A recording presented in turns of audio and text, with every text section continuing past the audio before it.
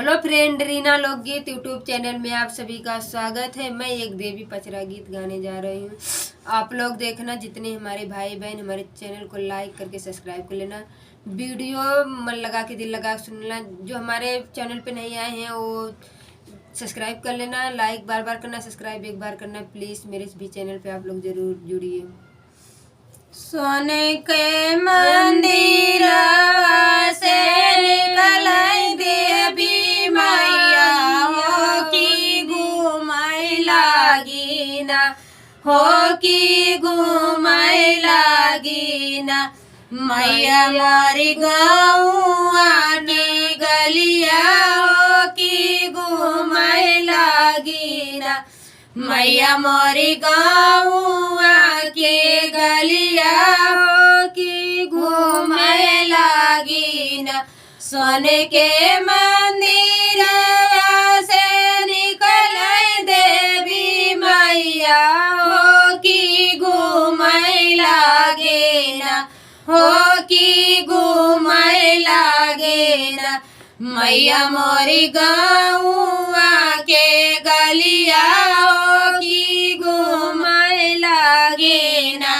मैया मोरी गौआ के गलिया हो कि घूमय लागे ना। घूमत घूमत मैया हो गईली थकनवा हो कि खोजे लगली ना, हो कि खोजे लगली ना।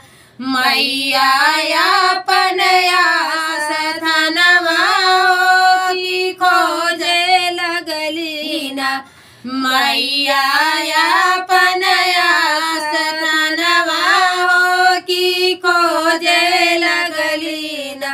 वही आस धनवा रहे निबिया के गछिया हो कि बैठी गईली ना, हो कि बैठी गईली ना। वहीं कर बिसरमवा हो कि बैठी गईली ना। वहीं कर बिसरमवा हो कि बैठी गईली ना। हाथवा में फुलवा लइके निकले मालिनिया हो कि पूछे लागी ना, हो कि पूछे लागी ना। देवी माइया से बतिया हो कि पूछे लागे ना। देवी माइया से बतिया हो कि पूछे लागे ना। दुर्गा माइया से बतिया हो कि पूछे लागे ना। दुर्गा माइया से बतिया हो कि पूछे लागी ना।